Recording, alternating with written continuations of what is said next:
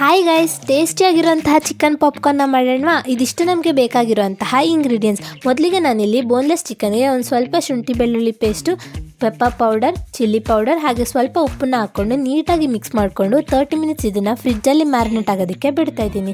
ಅದಾದ ನಂತರ ಮ್ಯಾರಿನೇಟ್ ಆಗಿರೋಂತಹ ಚಿಕನ್ನ ಈ ರೀತಿಯಲ್ಲಿ ಮೈದಲ್ಲಿ ಸ್ಪ್ರೆಡ್ ಮಾಡಿಕೊಂಡು ಮಿಕ್ಸ್ ಮಾಡ್ಕೊಬೇಕಾಗುತ್ತೆ.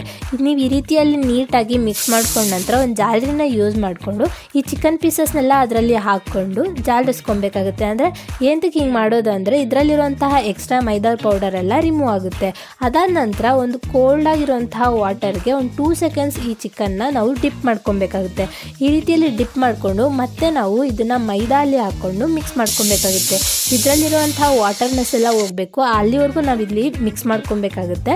ನಾವು ಯಾಕೆ ಈ ರೀತಿ ಮಾಡ್ತಾ ಇದ್ದೀವಿ ಅಂದರೆ ಪಾಪ್ಕಾರ್ನ್ ಮಾಡುವಾಗ ನಮಗೆ ಕ್ರಿಸ್ಪಿನೆಸ್ ಬರುತ್ತೆ ಅಲ್ವಾ. ಸೊ ಈ ರೀತಿಯಲ್ಲಿ ಬಂದರೆ ನಮಗೆ ಕ್ರಿಸ್ಪಿನೆಸ್ ಸಿಗುತ್ತೆ. ಸೊ ಈಗ ನಾವು ಎಲ್ಲ ಚಿಕನ್ ಪೀಸಸ್ನು ಕೂಡ ರೆಡಿ ಮಾಡ್ಕೊಬೇಕಾಗುತ್ತೆ. ಅದಾದ ನಂತರ ಕಾದಿರುವಂತಹ ಎಣ್ಣೆಗೆ ರೆಡಿ ಮಾಡಿಕೊಂಡಿರುವಂತಹ ಚಿಕನ್ ಪೀಸಸ್ನ ಹಾಕ್ಕೊಂಡು ಡೀಪ್ ಫ್ರೈ ಮಾಡ್ಕೊಬೇಕಾಗುತ್ತೆ.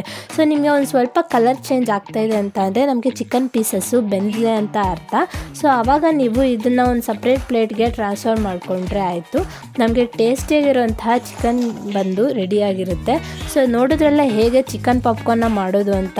ಇದ್ರ ಮೇಲೆ ಒಂದು ಸ್ವಲ್ಪ ಚಾಟ್ ಮಸಾಲಾನ ಹಾಕ್ಕೊಂಡು ತಿಂತಾಯಿದ್ರೆ ಆಹಾ, ನಿಜವಾಗ್ಲೂ ಹೇಳ್ತಾ ಇದ್ದೀನಿ, ಒಂದು ಸತಿ ಮಾಡ್ಕೊಂಡು ತಿಂದರೆ ಮತ್ತೆ ನೀವು ಟ್ರೈ ಮಾಡೇ ಮಾಡ್ತೀರಾ. ಸೊ ಟ್ರೈ ಮಾಡೋದನ್ನ ಮರಿಬೇಡಿ. Thank you.